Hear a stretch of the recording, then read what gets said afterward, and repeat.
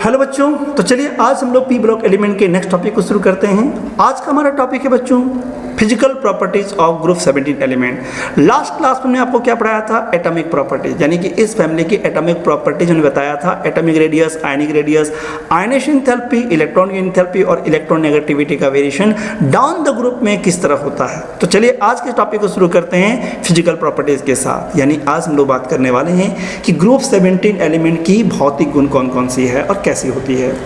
भौतिक गुण में हम लोग एक एक करके बात करेंगे बच्चों। सबसे पहले इसकी भौतिक अवस्था यानी कि फिजिकल स्टेट। कलर पर बात करेंगे, चूंकि हमारा हैलोजन फैमिली एक स्पेसिफिक कलर को जनरेट करता है। सॉलिबिलिटी की बात करेंगे यानी विलीयता, यानी वाटर में कौन घुलता है, ऑर्गेनिक सॉल्वेंट में कौन घुलता है। मेटलिक कैरेक्टर की बात करेंगे, ये कौन मेटल्स है कौन नॉन मेटल्स है। डेंसिटी पर बात करेंगे यानी घनत्व पर बात करेंगे कि डाउन द ग्रुप में आते हैं इसकी डेंसिटी में क्या वेरिएशन मिलता है। मेल्टिंग और बॉइलिंग पॉइंट की क्या वेरिएशन होती है, इसकी द्रवनांक और क्वथनांक। और साथ ही साथ बात करेंगे बॉन्ड डिसोसिएशन एनर्जी, यानी कि इस बॉन्ड को ब्रेक करने में किसकी इंथैल्पी ज़्यादा होती है और किसकी इंथैल्पी कम होती है। तो चलिए एक एक करके सारे फिजिकल प्रॉपर्टीज को हम लोग एक्सप्लेन करते हैं। सबसे पहले हम लोग समझते हैं कि इस फैमिली की भौतिक अवस्था कैसी होती है, हमारे नेचर में ये किस अवस्था में पाए जाते हैं। यदि मैं हैलोजन फैमिली की फिजिकल स्टेट की बात करूं तो शुरू के दो मेंबर्स ऐसे हैं, फ्लोरीन और क्लोरीन, जो हमारे रूम टेम्परेचर पर गैस स्टेट में पाए जाते हैं, यानी गैसीय अवस्था में मिलता है। यदि मैं ब्रोमीन की बात करूं तो बच्चों ब्रोमीन एक ऐसा नॉन मेटल है, आपसे अक्सर पूछा गया भी होगा, आप लोग 10th में भी सुने होंगे इस क्वेश्चन को, कि ऐसा कौन सा अधातु है जो द्रव अवस्था में पाए जाते हैं। तो बिल्कुल ब्रोमीन ही एक ऐसा अधातु है, यानी नॉन मेटल है, जो हमारे नेचर में रूम टेम्परेचर पर द्रव अवस्था में पाए जाते हैं।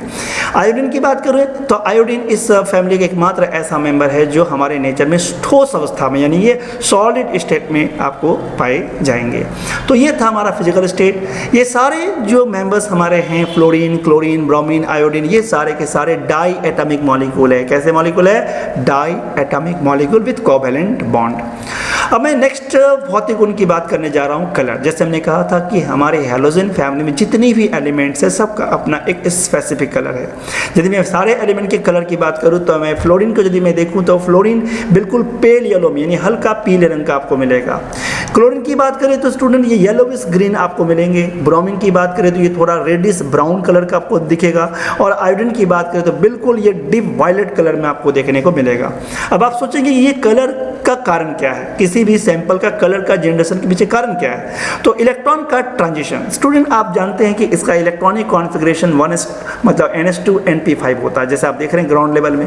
ये सारे ग्राउंड लेवल में का इलेक्ट्रॉनिक कॉन्फ़िगरेशन है। लेकिन यदि ये सैंपल विजिबल लाइट को एब्जॉर्ब करता है तो क्या होगा? ये इलेक्ट्रॉन जो है एनर्जी को एब्जॉर्ब करके एक्साइटेड होगा, यानी इलेक्ट्रॉन का होगा एक्साइटमेंट, और इस तरह से ये हायर एनर्जी लेवल में चला जाएगा। आप देख सकते हैं स्टूडेंट कि ये 3p3 का जो 2 इलेक्ट्रॉन है ये d ऑर्बिटल में एक्साइटेड होकर पहुंच गया। 4p3 में इलेक्ट्रॉन जो है 4d में जनरेट मतलब एक्साइटेड होकर पहुंच गया। और 5p3 में जो इलेक्ट्रॉन है 2 इलेक्ट्रॉन जो है इसके ये एक्साइटेड होकर 5d में चला गया। ये कब हुआ? जब ये विजिबल लाइट को एब्जॉर्ब करता है। जब ये विजिबल लाइट को एब्जॉर्ब करता है तो इस इलेक्ट्रॉन के एक्साइटमेंट के कारण ही ये कलर फॉर्म करते हैं, ये कलर जनरेट करता है। तो यदि आपसे पूछे कि ये हैलोजन फैमिली का कलर के पीछे क्या कारण है, तो आप ये कारण लिख सकते हैं स्टूडेंट कि all halogens are coloured because of absorption of radiation in visible region which result in the excitation of outer electrons to higher energy level, यानी जो outer electrons होते हैं उसका excitement होता है और वो चला जाता है कहाँ? higher energy level में। जैसे आप देखें 3p से 3d, 4p से 4d, 5p से 5d। तो इस तरह से इलेक्ट्रॉन के इस एक्साइटमेंट के कारण इसका अपना एक स्पेसिफिक कलर होता है। तो ये था हमारा फिजिकल प्रॉपर्टीज में कलर प्रॉपर्टी। अब मैं बात करता हूँ सॉल्युबिलिटी यानी इसकी विलीयता। यदि मैं हैलोजन फैमिली की विलीयता की बात करूं तो मैं फ्लोरीन और क्लोरीन की बात कर सकता हूं। ये वाटर में सॉल्युबल होता है। यदि आप इसे वाटर में पास करेंगे तो वाटर में क्या हो जाएगा? डिसॉल्व हो जाएगा।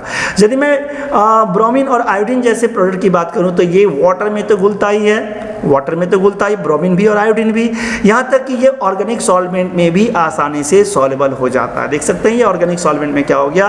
पूरी तरह डिसॉल्व हो गया। यानी कि ब्रोमीन आयोडीन जो है वो वाटर के साथ साथ ऑर्गेनिक सॉल्वेंट में भी, ऑर्गेनिक सॉल्वेंट का मतलब हुआ जैसे बेंजीन, कार्बन टेट्रा यानी क्लोरोफॉर्म है ना, ये सारी चीज़ों में ये आसानी से विलय हो जाता है यानी घुल जाता है। तो ये था हमारा सॉल्युबिलिटी।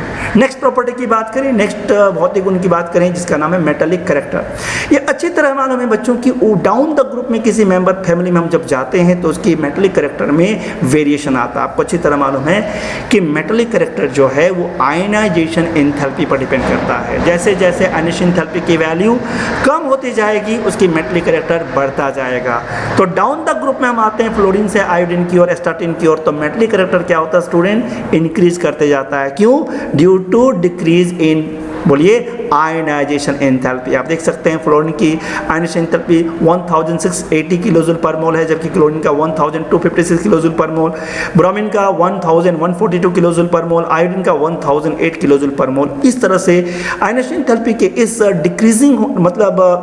डिक्रीज होने के कारण इसकी metallic character down the group में आते हैं तो क्या होता है? इंक्रीज करता है। एस्टाटिन एक ऐसा एलिमेंट है जो मेटल है और बाद बाकी जितने भी एलिमेंट्स है वो नॉन मेटल्स है।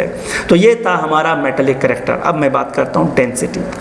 डेंसिटी में कोई एक्सेप्शन केस नहीं है स्टूडेंट। जैसे जैसे आप डाउन द ग्रुप में आते हैं इसकी डेंसिटी जो है प्रोग्रेसिवली इंक्रीज करता है। यानी कि फ्लोरीन से आयोडीन की ओर यदि आप आते हैं तो इसका मास बढ़ने के कारण, एटॉमिक मास बढ़ने के कारण इसकी डेंसिटी जो है प्रोग्रेसिवली क्या करता है? इंक्रीज करता है।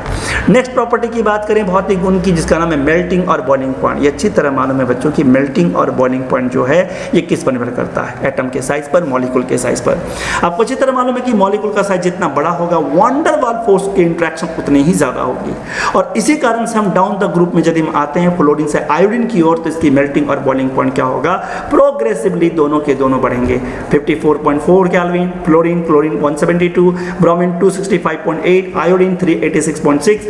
और यदि मैं बॉइलिंग पॉइंट की बात करूं तो फ्लोरीन का 84.9, 239 एज ए क्लोरीन, ब्रोमीन का 332.5 और आयोडीन का 458.2। तो क्या देख रहे हैं स्टूडेंट?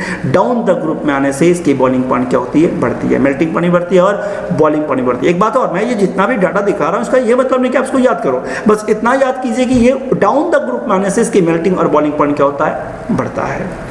तो बॉइलिंग पॉइंट का संबंध किससे है? वैन डर वाल फोर्स से, मॉलिक्यूल के साइज पर। जितनी मॉलिक्यूल की साइज ज्यादा होगी उसकी वैन डर वाल फोर्स उतना ही ज्यादा होगा। वैन डर वाल फोर्स ऑफ इंटरेक्शन जितना ज्यादा होगा उसकी मेल्टिंग और बॉइलिंग पॉइंट भी उतना ही ज्यादा होगा।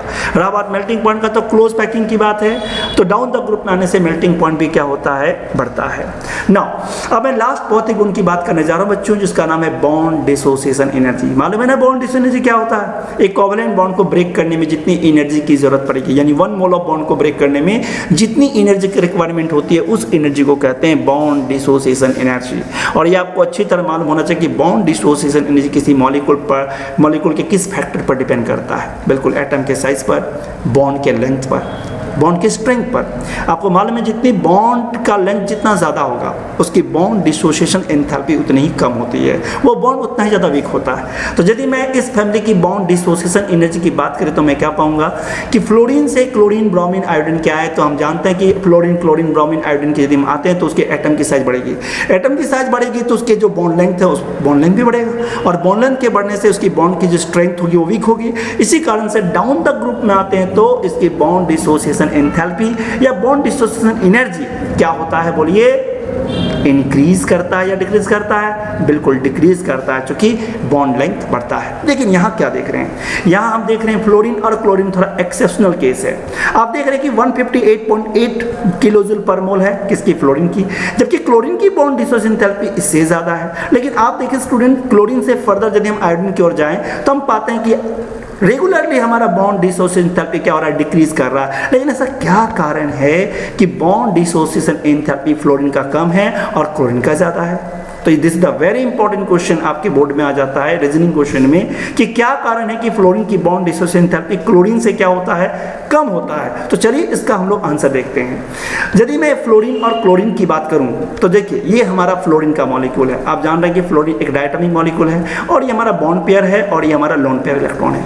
हमारे लोन पेयर इलेक्ट्रॉन फ्लोरीन में वैलेंस इलेक्ट्रॉन 2 2 4 2 6 और 1 इलेक्ट्रॉन पार्टिसिपेट किया बॉन्ड में 2 2 4 2 6। अब जरा ध्यान देंगे स्टूडेंट, ये फ्लोरीन का जो एटम का जो साइज हो काफी छोटा है और इस साइज के छोटा होने के कारण ये फ्लोरीन और ये फ्लोरीन एक दूसरे काफी नजदीक होंगे, जिसके कारण इसके जो लोन पेयर इलेक्ट्रॉन होंगे वो भी नजदीक होगा। तो इलेक्ट्रॉन का जो लोन पेयर इलेक्ट्रॉन है वो क्या होगा? रिपल्सन होगा कि अट्रैक्शन होगा?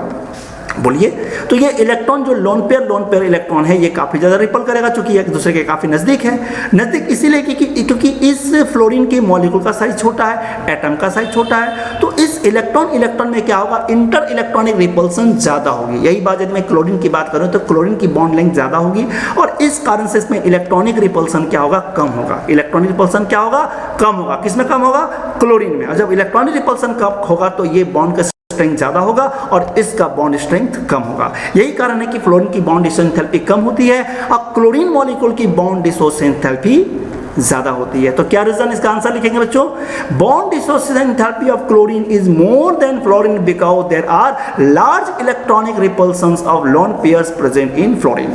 फ्लोरीन जैसे मॉलिक्यूल में रिपल्सन, इंटर इलेक्ट्रॉनिक रिपल्सन ज्यादा होता है, लोन पेयर इलेक्ट्रॉन का रिपल्सन ज्यादा होता है किसमें, फ्लोरीन में। यही कारण है कि फ्लोरीन की बॉन्ड डिसोसिएशन एंथैल्पी कम होता है और क्लोरीन की बॉन्ड डिसोसिएशन एंथैल्पी ज्यादा होता है। ओके स्टूडेंट, तो ये था हमारा फिजिकल प्रॉपर्टीज। हमने सारा फिजिकल प्रॉपर्टी क्लियर कर दिया।